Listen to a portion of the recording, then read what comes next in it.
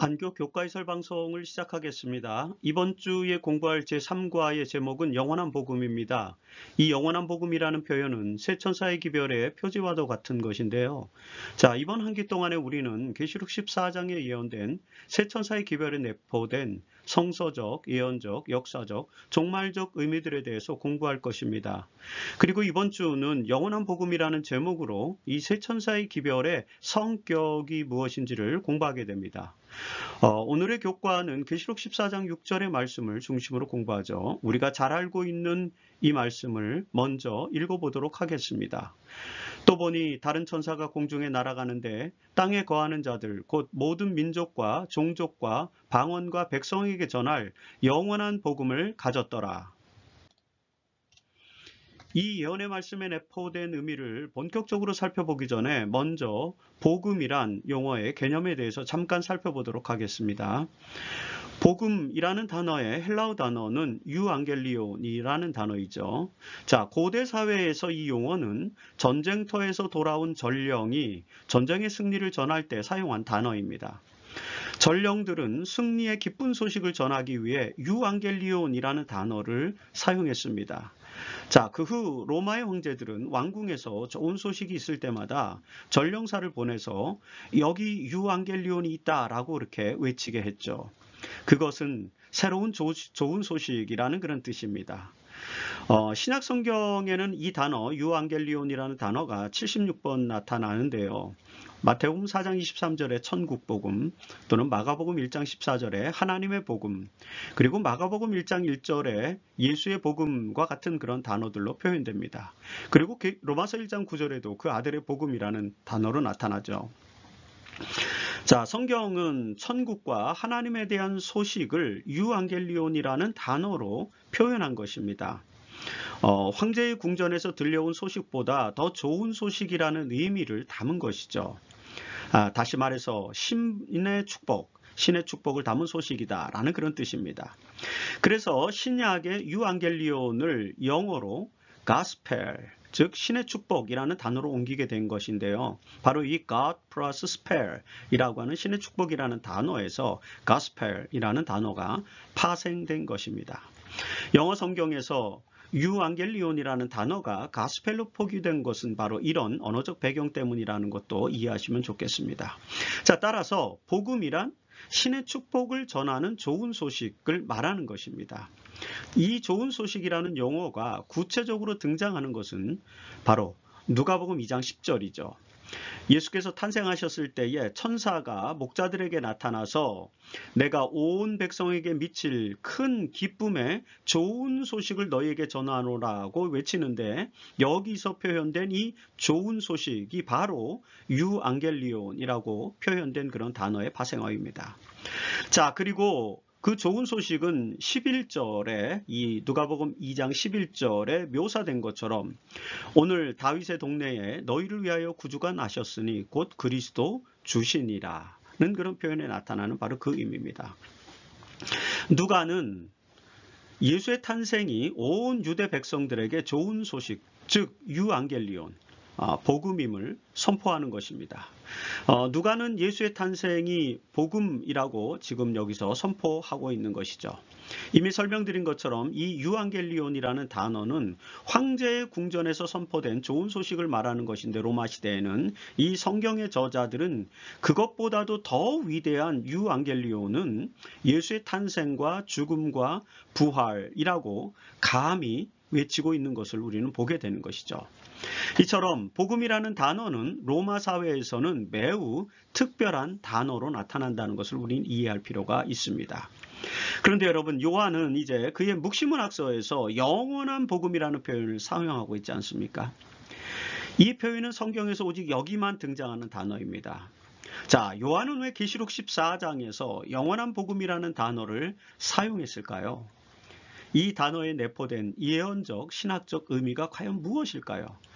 이번 주부터 우리는 이 물음에 대한 해답을 찾아볼 것입니다. 요한계시록에서 기독교가 전파해야 할 복음을 영원한 복음이라고 표현한 것은 이 책이 묵시문학서, 즉 예언의 책인 것과도 관련이 있습니다. 요한의 계시록은 신적 계시로 주어진 예언의 말씀이죠. 그래서 이 책은 여러모로 여러 요소들을 가지고 있습니다. 자, 기본적으로 묵시록은 종말에 관한 두려운 기별들이 포함되어 있죠. 그래서 묵시록은 정경으로 채택되기까지 많은 우여곡절을 겪기도 했습니다. 사실 바울의 묵시록과 베드로의 묵시록과 같은 책들도 있지만 그런 책들은 결국 정경에서 제외되어서 외경의 목록에만 남아있게 되었죠. 그럼에도 불구하고 요한의 묵시록이 신약 성경의 정경에 포함될 수 있었던 것은 그 책의 저자가 사도 요한이었음이 널리 용인되었을 뿐만 아니라 그 책의 내용이 예수 그리스도를 중심으로 또 하고 있기 때문이라는 그런 요소가 있습니다. 그래서 우리는 요한계시록이 묵시문학이면서도 복음을 담고 있음을 또 이해해야만 한다는 것입니다. 자, 요한계시록을 복음의 기록으로 이해할 수 있는 몇 가지 요소들이 나타나 있습니다. 첫 번째, 요한은 이 책을 예수 그리스도의 계시로 소개하고 있다는 것입니다. 자, 계시록 1장 1절에서 요한은 예수 그리스도의 계시라 이는 하나님이 그에게 주사 반드시 속히 일어날 일들을 그 종들에게 보이시려고 그의 천사를 그 종 요한에게 보내어 알게 하신 것이라고 이렇게 서문을 기록하고 있죠. 이 책을 기록한 요한은 어떤 사람입니까? 사실 2절에 보면은요, 요한계시록 1장 2절에 보면 요한은 하나님의 말씀과 예수 그리스도의 증거, 곧 자기가 본 것을 다 증언하였느니라고 이렇게 묘사하고 있죠. 여러분, 요한은 요한복음을 통해서 예수 그리스도와 관련된 것들을 증언하였습니다. 자, 그럼 그가 이제는 천사로부터 받은 마지막 날에 관한 그리스도의 계시를 기록한 것이 계시록입니다. 그렇죠? 따라서 계시록은 예수 그리스도의 계시라는 점에서 복음과 관련된 책임을 우리가 알 수 있게 되는 것입니다. 그리고 둘째, 계시의 주체가 되는 분은 우리를 죄에서 해방시키신 분으로 계시록에 나타난다는 것이죠. 자, 계시록 1장 5절에서 예수는 충성된 증인으로 죽은 자들 가운데 먼저 나시고 그리고 은혜와 평강이 너희에게 있기를 원하시는 분으로도 나타나시고 또한 우리를 사랑하사 그의 피로 우리 죄에서 우리를 해방하신 분으로 이렇게 묘사됩니다. 그리고 여러분 계시록 1장 7절에서는 예수가 구름을 타고 오시리라고 또 예언되어 있죠. 자, 계시록은 바로 이 그리스도의 사역을 예언적으로 설명해 주는 책입니다. 따라서 계시록은 그리스도의 종말적 활동을 통해서 우리가 어떻게 구원을 받고 새하늘과 새 땅에 이르게 되는지를 자세하게 알게 해주는 예언인 것이죠. 이처럼 계시록의 내용은 예수 그리스도를 중심으로 한 복음의 기별을 종말의 때까지 확장한 것임을 우리는 알게 되는 것입니다. 그리고 셋째로 마지막 시대에 전파될 이 기별을 계시록의 기별 중에서 영원한 복음이라고 이것을 또 소개하고 있다는 것입니다. 자, 기억절에서 읽은 것처럼 요한계시록 14, 요한복음 14장 6절, 요한계시록 14장 6절에는요, 모든 민족과 종족과 방언과 백성에게 전할 영원한 복음을 가졌더라고 기록하고 있죠. 이 영원한 복음은 성도들의 인내와 하나님의 심판과 예수의 재림과 추수라는 그 마지막 시대의 종말적 예언과 함께 제시되고 있습니다. 묵시록적인 종말의 기별에서 하나님의 심판과 악의 멸망에 관한 두려운 기별이 들어있는 것은 어쩔 수 없지 않습니까? 그런데 이 요한계시록에는 그런 묵시론적인 내용만 담겨 있는 것이 아니라는 것입니다. 그런 묵시록적인 내용과 함께 충성스러운 하나님의 백성들의 인내와 그들의 상급이 함께 예언되어 있습니다. 아울러서 그 상급을 위한 하나님의 간절한 사랑의 호소가 계시록에 또 담겨 있는데 그것이 바로 새 천사의 기별이고요. 따라서 이 기별을 영원한 복음이라고 표제를 달게 된 것입니다. 자, 그래서 계시록 14장 13절에는 새 천사의 기별을 마무리하면서 지금 이후로 주 안에서 죽는 자들은 복이 있도다라는 그런 축복의 선언이 함께 묘사되어 있는 것입니다. 이처럼 계시록은 예수 그리스도에 관한 계시로서 복음을 포함하고 있습니다. 우리는 계시록에 나타난 구원의 좋은 소식이 무엇인지를 잘 포착하고 그 구원의 기별을 다른 사람들과 나누는 성도들이 되어야 할 것입니다. 계시록에서 그리스도의 구원의 활동과 복음의 의미를 깊이 있게 포착하는 저와 여러분이 되기를 간절히 바라는 것이 바로 일요일 소지의 내용이다라고 말씀드릴 수 있습니다. 특별히 새 천사의 기별이 영원한 복음이라는 표제를 사용하고 있기 때문에 우리는 그 기별에 담긴 복음의 의미들을 잘 이해하기 위해서 먼저 성경에서 가르치는 복음이라고 하는 것이 무엇인지 그 본질적인 내용들을 살펴볼 필요가 있습니다. 자, 그래서 월요일 소지에서는 성경에 나타난 복음의 의미가 무엇인지를 살펴보게 되죠. 서론에서 살펴본 것처럼 복음이란 인류를 위해 유대 땅에 구주가 나셨다는 소식과 관련된 것이죠. 자, 이것에 기초해서 복음이 무엇인지를 함께 살펴보도록 하겠습니다. 자, 먼저 복음은 예수 그리스도의 탄생과 생애와 가르침을 포함한 그분의 모든 삶과 관련된 것이라는 것입니다. 마가복음 1장 1절에서 마가는 하나님의 아들 예수 그리스도의 복음의 시작이라는 표제를 통해서 예수의 삶이 곧 복음이라는 사실을 천명했습니다.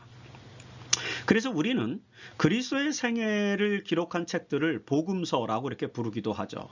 자, 마태와 마가와 누가가 기록한 예수의 탄생과 생애와 가르침과 또 그분의 모든 삶이 복음인 이유는 그분께서 구원자로서 이 땅에 오셨기 때문입니다. 우리는 예수의 생애와 가르침을 통해서 구원을 받게 되었고, 그래서 그분에 관한 기록들은 모두 복음이 되는 것입니다. 자, 이런 구원의 섭리에 기초해서 예수의 제자들은 그리스도의 죽음과 부활을 복음의 핵심으로 여겼죠. 여러분들이 잘 아시는 고린도전서 15장 1절로 4절에서 바울은 예수의 죽음과 부활이야말로 그들이 전하는 복음의 핵심임을 설명하고 있습니다. 자, 바울은 형제들아 내가 너희에게 전한 복음을 너희에게 알게 하노니 라고 진술하면서 그가 전한 복음은 이제 3절로 4절에 나타나는 것처럼 그리스도께서 우리의 죄를 위하여 죽으시고 장사 지낸 바 되셨다가 성경대로 사흘 만에 다시 사신 것이라고 이렇게 설명합니다. 바울은 자신이 전한 기별이 우리의 죄를 사하시기 위해서 죽음과 부활을 몸소 겪으신 예수 그리스도의 희생에 관한 이야기였음을 지금 천명하고 있는 것이죠. 이처럼 신약에 나타난 초기 제자들의 복음은 바로 이런 내용들로 구성되어 있는 것입니다.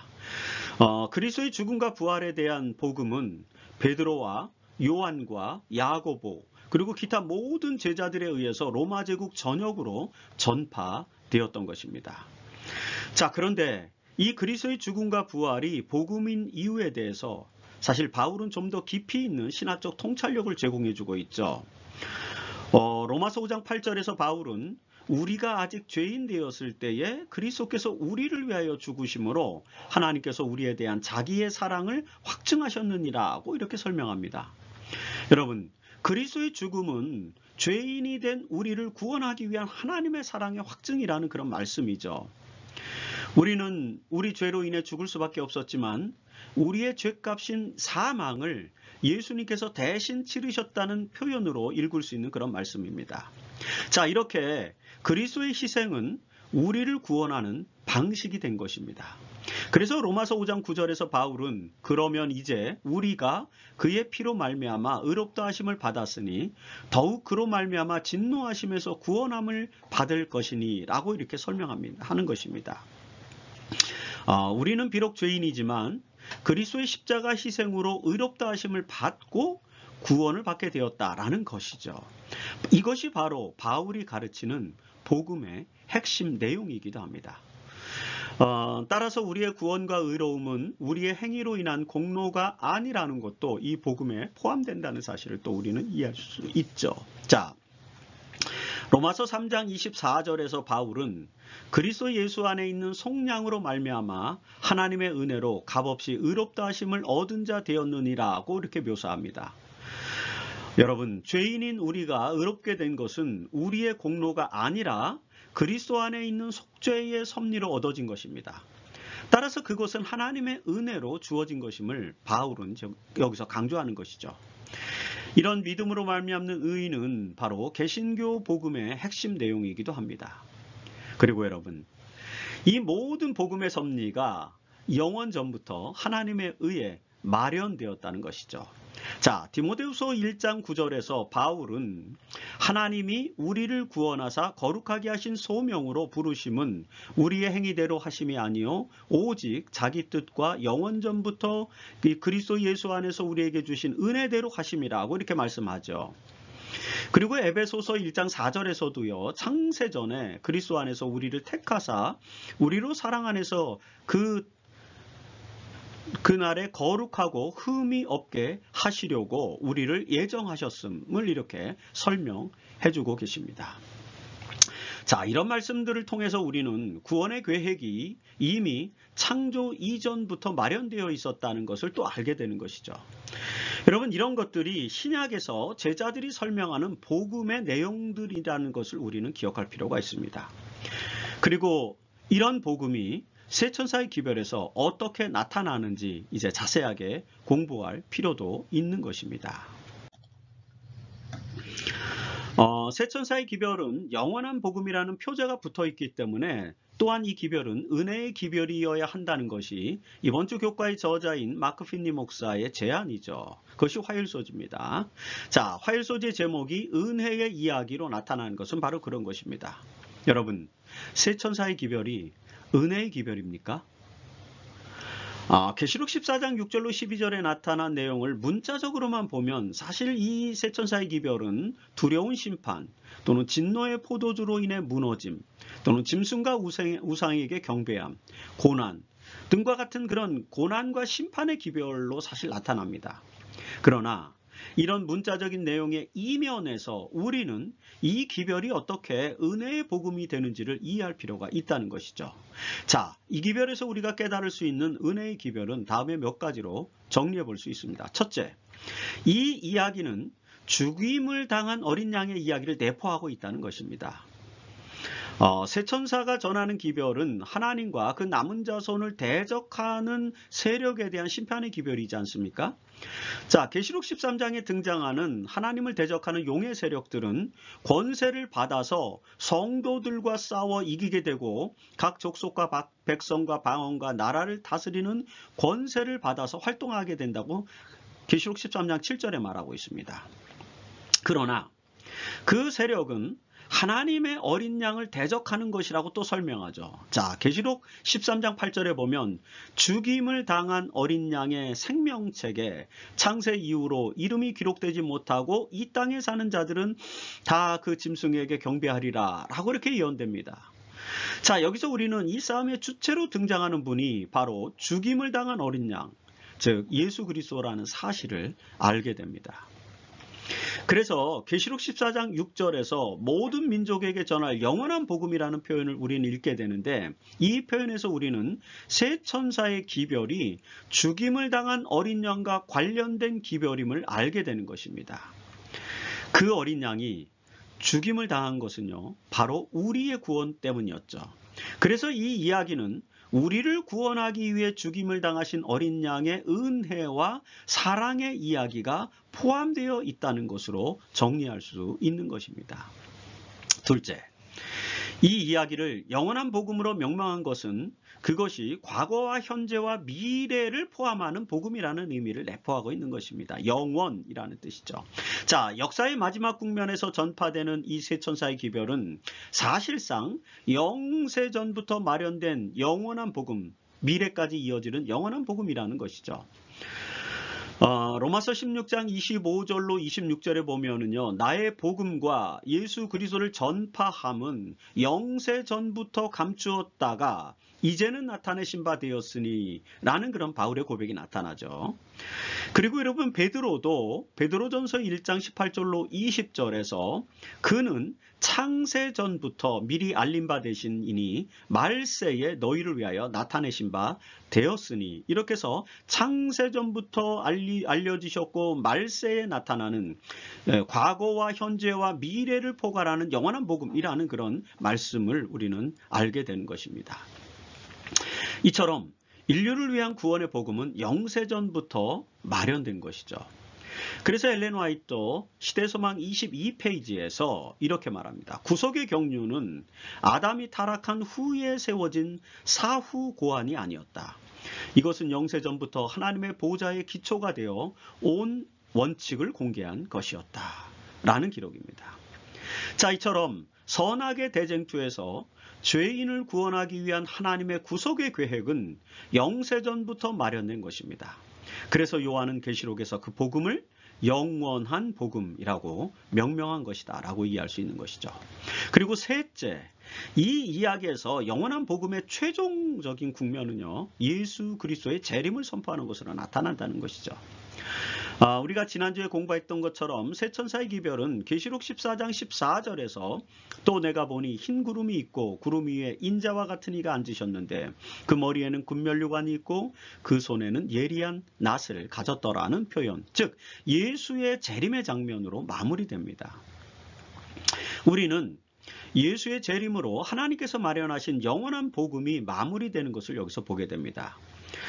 계시록 14장에서 우리가 읽게 되는 이 세 천사의 기별은 죽임을 당한 어린 양, 그리고 선과 악의 대쟁투, 성도들의 인내, 그리고 예수의 재림 등으로 구성된 영원한 복음이라는 사실을 우리는 항상 기억해야만 되는 것입니다. 엘렌 화이트는 실물교훈 227페이지에서 심판이 가까웠다는 선포는 그리스도의 재림이 임박했다는 것을 공포하는 것이다.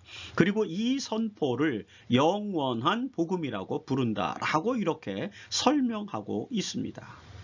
자, 영원한 복음의 최종적 국면인 예수의 재림은 우리에게 희망과 용기를 주는 은혜의 기별이라는 사실을 우리는 기억해야 한다는 것이죠.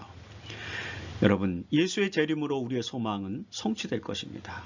그래서 쇠천사의 기별은 우리의 소망이 성취되는 은혜의 이야기를 내포하고 있다는 사실을 기억해 주기를 간절히 바랍니다. 쇠천사의 기별은 영원한 복음이고 그리고 은혜의 이야기라는 사실을 우리는 살펴보았습니다. 계시록 14장에서 세 천사의 기별이 강조하는 것 중 하나는 이 영원한 복음이 온 세계에 전파되어야 한다는 것이죠. 여러분, 복음이란 좋은 소식이기 때문에 당연히 널리 알려져야 하는 그런 속성을 가지고 있는 것입니다. 그래서 계시록 14장 6절에서 이 영원한 복음은 모든 민족과 종족과 방언과 백성에게 전할 것으로 이렇게 예언되어 있는 것이죠. 자, 이 말씀에서 우리가 주목할 몇 가지 신학적 의미가 있습니다. 자, 먼저 요한은 계시록에서 온 세계를 의미하는 표현으로 족속과 방언과 백성과 나라라는 그런 표현을 여러 번 사용하고 있죠. 계시록 5장 9절에서 각 족속과 방언과 백성과 나라 가운데에서 사람들을 피로 사서 하나님께 드리시고 라는 그런 표현이 있습니다.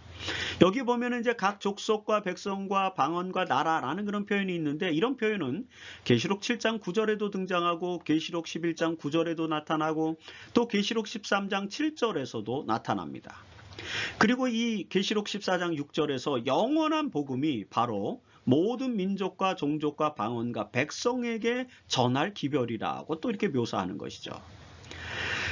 사실 이 표현은 요한계시록에만 등장하는 표현이지만 이 표현이 구약과 또 복음서에서 나타나는 모든 민족이라는 그런 표현의 확장적 버전이라고 하는 것을 우리는 이해할 수 있게 됩니다.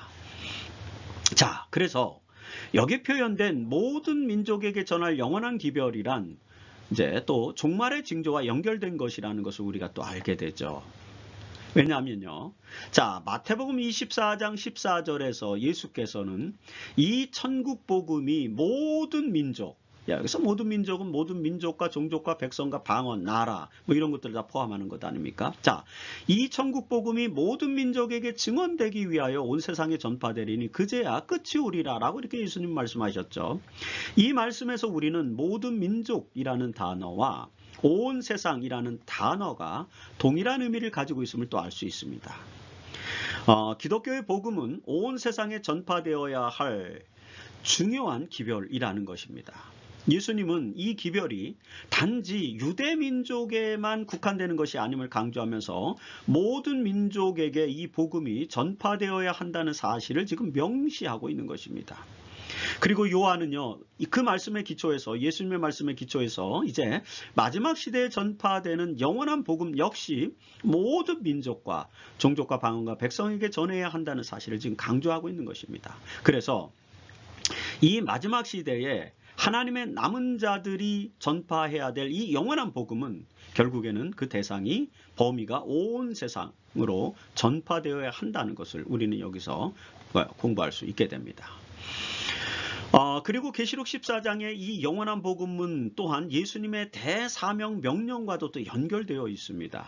자, 부활하신 예수께서 제자들에게 주신 마지막 사명은요, 마태복음 28장 19절로 20절에 나오는데 거기에 보면 그러므로 너희는 가서 모든 민족을, 그쵸, 여기서도 모든 민족 아닙니까? 모든 민족을 제자로 삼아 내가 너희에게 분부한 모든 것을 가르쳐 지키게 하라는 것이었습니다.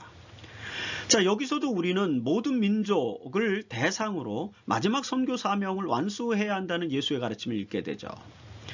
예수께서 제자들에게 주신 이 대사명은 모든 민족을 제자로 삼는 것입니다. 여러분, 예수의 제자들은 계시록에서 여자의 남은 자손이 될 것이죠. 그리고 14만 4천인이 될 것입니다. 그리고 그들은 그래서 영원한 복음을 전하는 새 천사라고 규정할 수 있는 것입니다. 자, 새 천사는 하늘로 날아가면서 영원한 복음을 선포하는데 바로 그 천사의 사명은 마지막 시대를 살아가고 있는 우리들에게 주어진 상징인 것입니다. 따라서 하나님의 남은 자손들이 바로 이 새 천사로 은유되고 있음을 우리는 계시록 14장에서 이해할 수 있는 것입니다.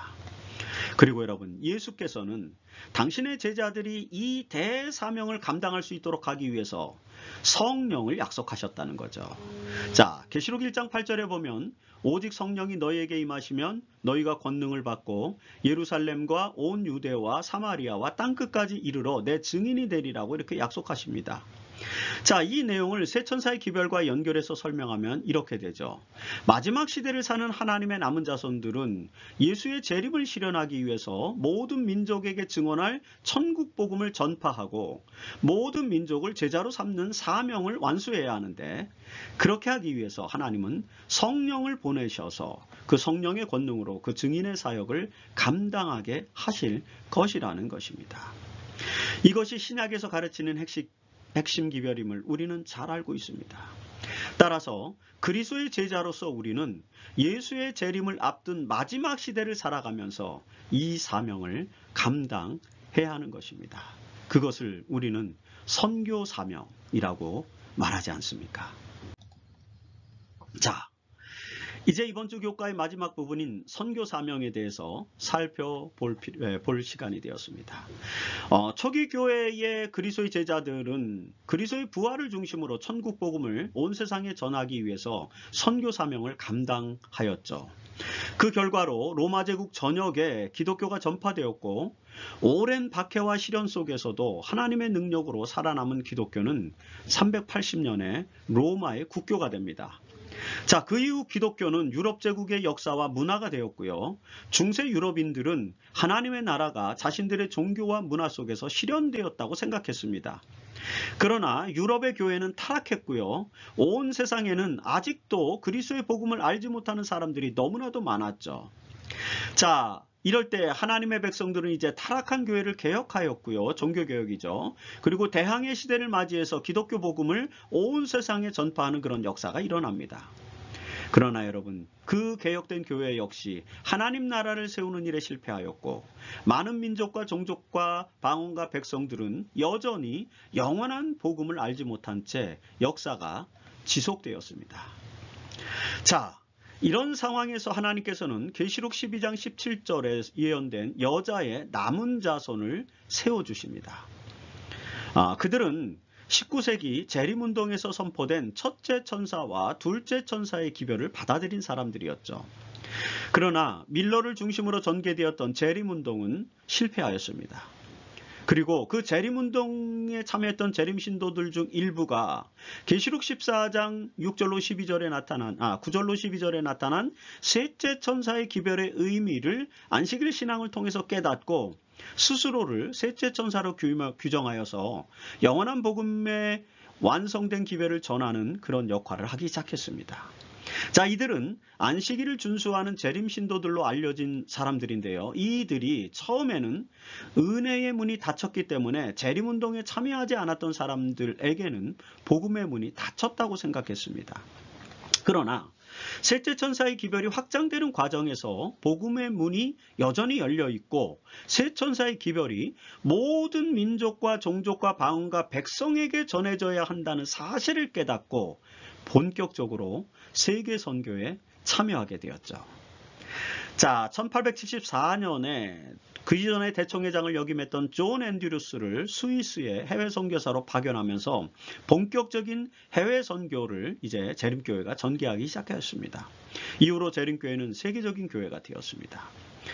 1980년까지 재림교회는 거의 모든 나라에 복음이 전파되었다고 생각했습니다. 그러나 1980년대 들어서서 재림교회는 온 세상에는 단지 232여 개의 나라가 있는 것이 아니라 민족성과 언어가 다른 민족과 방언과 백성이 약 5천여 개나 존재한다는 사실을 깨닫게 되었고요. 이 5천여 개의 종족들 중에서 여전히 1800여 민족과 방언에게는 세천사의 기별이 전파되지 않았음을 발견하게 되었습니다. 그래서 재림교회 세계대총회는 1990년부터 글로벌 미션이라고 하는 것을 채택하고 이 재림기별이 전파되지 않은 1800여 종족들에게 세천사의 기별을 전하기 위한 노력을 본격적으로 기울이게 되었습니다. 이것이 바로 재림교회의 선교 사명이며 그 선교 사명을 우리는 글로벌 미션, 세계 선교라고 이렇게 명명하고 있는 것입니다. 자, 계시록 14장에 예언된 세 천사의 기별은 바로 우리의 글로벌 미션과 직접적으로 연결된 그런 선교 사명인 것입니다. 이제 우리는 이 기별이 영원한 복음이기 때문에 모든 민족에게 전파되어야 할 사명의 기별임을 또한 깨달아야 하는 것입니다. 계시록 14장에서는 이 기별이 첫째와 둘째와 셋째 천사에 의해서 증거되는 것으로 예언되고 있지 않습니까? 여러분, 이것은 예언적 상징 언어입니다. 자, 여기서 등장하는 천사들은 하나님의 사자, 즉 하나님의 대리자를 말하는 것이죠. 이 땅에서 이 기별, 세 천사의 기별을 전파할 하나님의 대리자는 누구일까요? 그것은 바로 그리스도의 제자, 여자의 남은 자손인 바로 우리들인 것입니다. 그 기별은 우리에게 위임된 것입니다. 그래서 엘렌 화이트는 이에 대해서 각시대 대쟁투 312페이지에서 이렇게 기록하고 있죠. 자, 이 복음의 전파는 천사에게 위임된 것이 아니고 사람에게 위임된 것이다. 거룩한 천사들은 복음 전파의 사업을 지도할 책임을 맡아 인류의 구원을 위한 큰 운동을 담당하고 있다. 그러나 실제로 복음을 전파하는 일은 지상에 있는 그리스도의 종들을 통하여 이루어진다. 여러분, 이 화이트 부인의 고백대로 그 기별을 전파하는 천사는 바로 그리스도의 종들인 것입니다. 우리는 새 천사의 기별을 전파할 그리스도의 제자들인 것입니다. 우리는 우리에게 맡겨진 사명, 즉 글로벌 미션, 이 선교 사명, 세계 선교로 명명된 이 선교 사명을 감당해야만 하는 것입니다. 그 사명이 완수되어야 비로소 이 사업이 마쳐지고 예수 그리스도의 영광스러운 재림을 맞이하는 그런 복음의 완성이 이루어질 것입니다. 그래서 바로 이것이 우리에게 주어진 영원한 복음이다라고 그렇게 정리를 할 수 있게 되는 것입니다. 이번 주에 우리는 영원한 복음이 무엇인지에 대해서 살펴보았습니다. 요한계시록은 그리스도의 계시와 관한 책으로서 계시에 관한 책으로서 복음을 담고 있고요. 그래서 그 안에는 은혜가 가득한 소망이 담겨 있음을 우리는 살펴보았습니다. 특별히 계시록 14장에 표현된 세 천사의 기별이 왜 영원한 복음인지를 우리는 살펴보았고요. 그리고 그 기별에 담긴 은혜의 기별이 무엇인지에 대해서도 살펴보았습니다. 특별히 이 기별이 온 세상에 전파되어야 하며 그 사명을 맡은 재림교회가 세계 선교와 더불어 글로벌 미션을 궁극적 목표로 삼은 역사적인 과정에 대해서도 우리는 살펴보았습니다.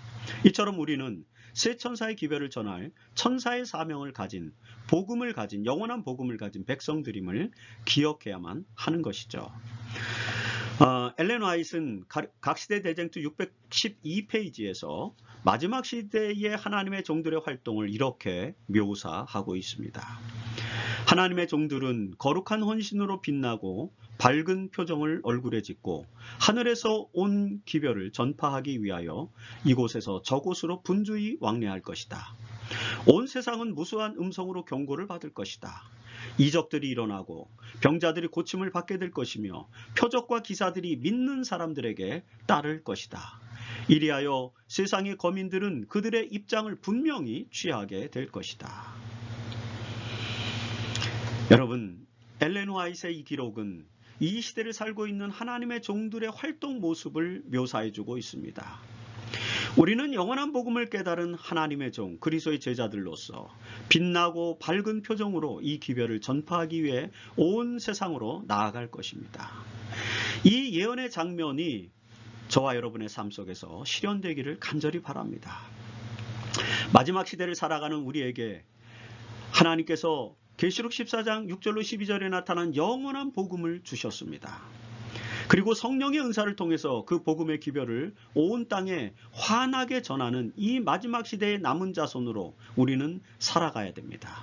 그렇게 우리의 사명과 정체성을 다시 한번 각인하면서 하나님의 마지막 시대의 남은 자손들로서 영원한 복음을 온 세상 땅끝까지 전파하는 그런 우리 모두가 되기를 바라면서 이번 주 교과 해설 방송을 마치겠습니다.